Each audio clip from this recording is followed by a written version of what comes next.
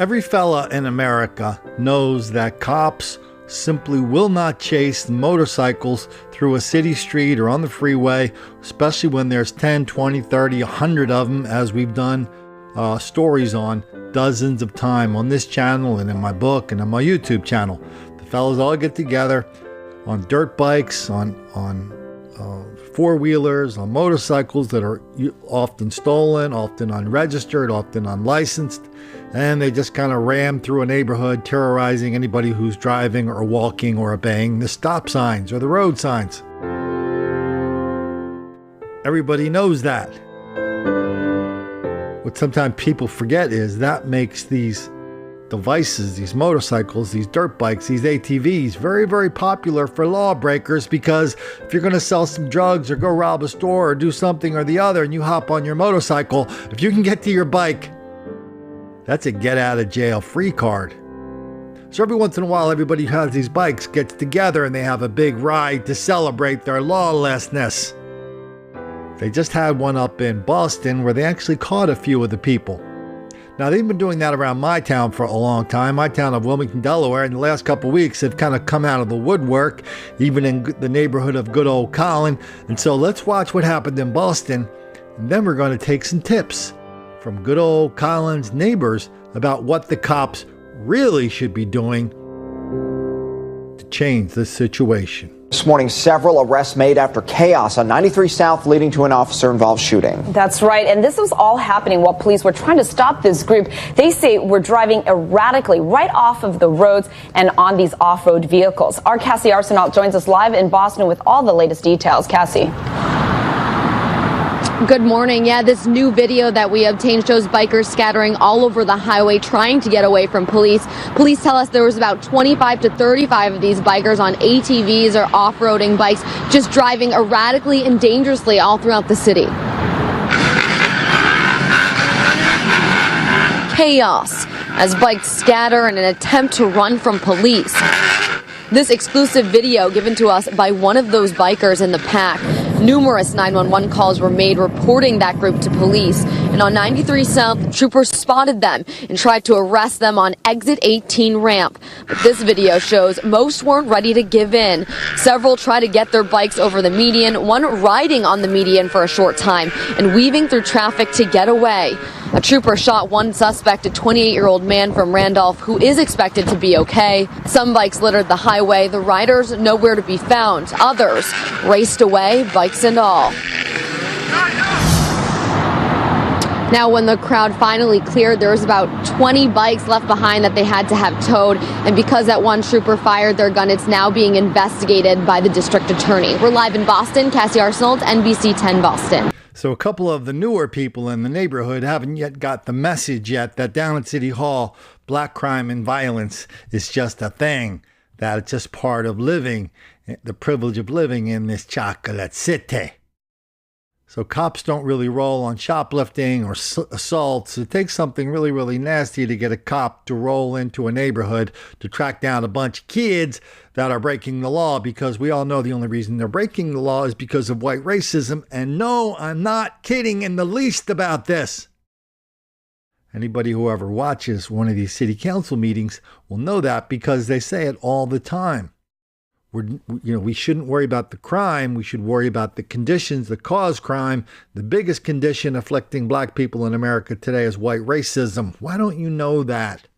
Anyway, a couple of the neighbors got together and they're saying, hey, what's up? They're in the 9th Ward. They do it in the fall. They're back. It's not a safe experience for anybody. There's some other lady got into a little more detail. They don't obey traffic signs or lights. They have surrounded my car with bikes while I was driving. Today I saw 6 of them on my street. They stopped the oncoming traffic and all 5 that followed ran the stop sign. I could not believe my eyes. Now I am seeing more and more of them, and they have four-wheelers too. I understand having fun, but this is not fun. When one gets hit by a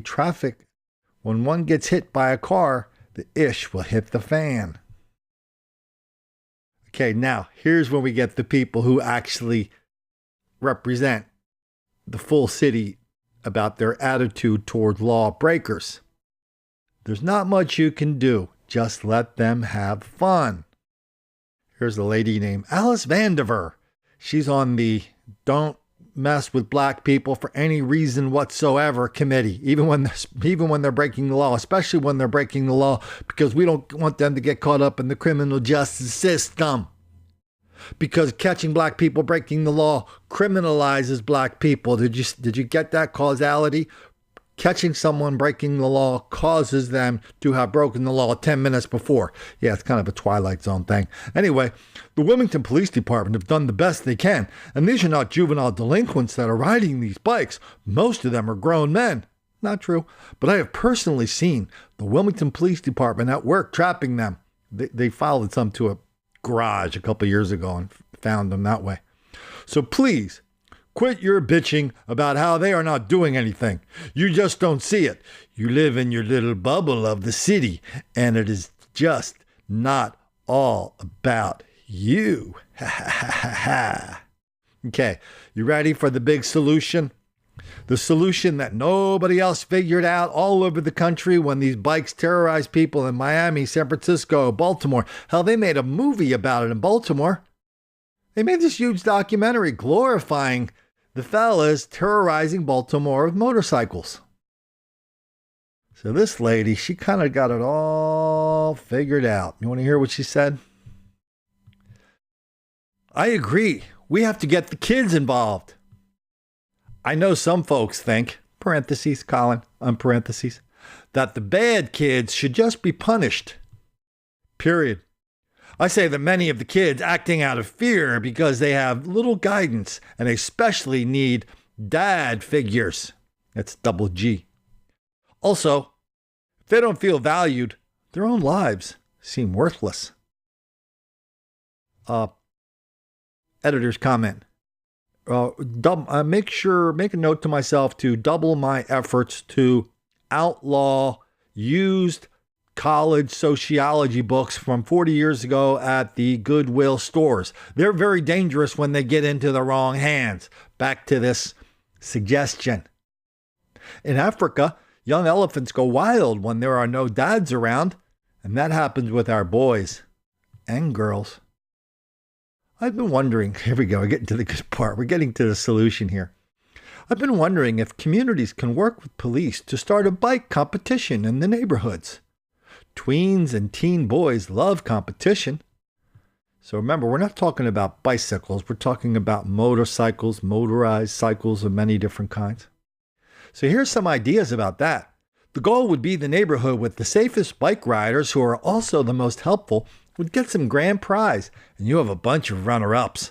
Some ways to do this might be have police give classes on bike safety. Kids who are excited about prizes would promote them. Kids would have group projects to raise money for helmets, bikes, and proper shoes. Bike riding lessons, special practices could be given, even older kids helping the younger ones. A summer would be picked in which records would be kept of which neighborhoods ended up with the fewest bike-related accidents. Also, neighborhood adults would make a point of stopping kids to comment on how well they are doing or remind them of when they are not, but with kindness. Colin's editorial comment. And while you're talking to them, if you're being very nice, you can even say, hey, and could you and your friends also please stop breaking into all the cars up and down our street? I know you walk up and down there every night, checking the car doors, sometimes breaking the windows, but I think I'd rather have you riding your motorcycles around. Back to the rest of this riveting suggestion. We could also catch the kids helping out in neighborhood in some way. All along, adults would be encouraged to act as advocates and spread good news about kids and say a friendly howdy to them, knowing they want positive connection with adults, including boundaries. I think a simple place to start turning things around is having them tend to their playgrounds. When I was a teen, I hung around with the good kids. When I came home from a long summer away, I was shocked to learn they were plotting some illegal mischief. When I asked why, they said they couldn't think of anything to do, that they had run out of creative ideas. That's the Wilmington solution from Marion Humphrey. to this big problem of large groups of black people rampaging through neighborhoods, terrorizing neighborhoods. The problem is not the kids. The problem is we old farts, old fuddy-duddies, the old people that are going out and saying, get off of my lawn. That's the problem. The problem is we don't like it. I mean, I was out there the other day having a cup of coffee with True to Roof right on the front lawn with my cigars. We probably had to stop talking probably 5 or 10 times because of all the bikes that were rampaging around within a block of where we were trying to enjoy a nice relaxing cup of coffee and a nice cigar. Okay, so in that spirit, maybe we should give it a chance, okay? In that spirit, everybody knows I post my address here, correct? So people send me things here, 712 West 26th Street, Wilmington, Delaware, 19802, easy to find on Google Maps. And if you want to see where Bob Marley's mom used to live, just look at my backyard and take a right. There it is. Bam. But that's off the topic. The topic is, how can I get in the spirit of this? How can I stop being the old fuddy-duddy who's always messing with the kids, who's always trying to rain on their parade, who's always trying to ruin their buzz? Games. We play games? Okay, kids. Anybody want to play some Parcheesi? Come on over. Next time you see True to Roof and I out there smoking a cigar, drinking a cup of coffee, watching the world go by, come on by. If you want, bring your own Parcheesi. I got one. I've got one in the attic, I think. We could play Parcheesi or checkers or life. I don't know if anybody's up for a little Scrabble. My brother plays Scrabble. I don't know how my brother and all of his buddies, they're like, there's 4 guys that play Scrabble every weekend. 3 are the worst Scrabble players in the world. They keep losing to the same guy I went to high school with. So we could play Scrabble, Parcheesi, Life. What else is there? Checkers. What am I missing? I mean, there's a lot of games. We could play Yahtzee, play Skittles. All you guys have to do is, leave your little bikes home. Promise you won't do it again. That's all. Park them in the garage till you get old enough to get a license and insurance, old enough to learn how to ride them. What's a mystery to me is, how come of all the dozens and dozens of places where we've reported this happening hundreds and hundreds of times, I just don't understand why these other people in these other cities haven't gotten around to solving the problem that way. Why is that? I mean, in those other places, I don't think any people are all over this thing as much as anybody else. Mostly people just shrug their shoulders and go, oh, hey, Colin, it's a black thing. We white people don't have any right to, get in the middle of that black thing because, well, black people don't really like that much when we do that. I get that.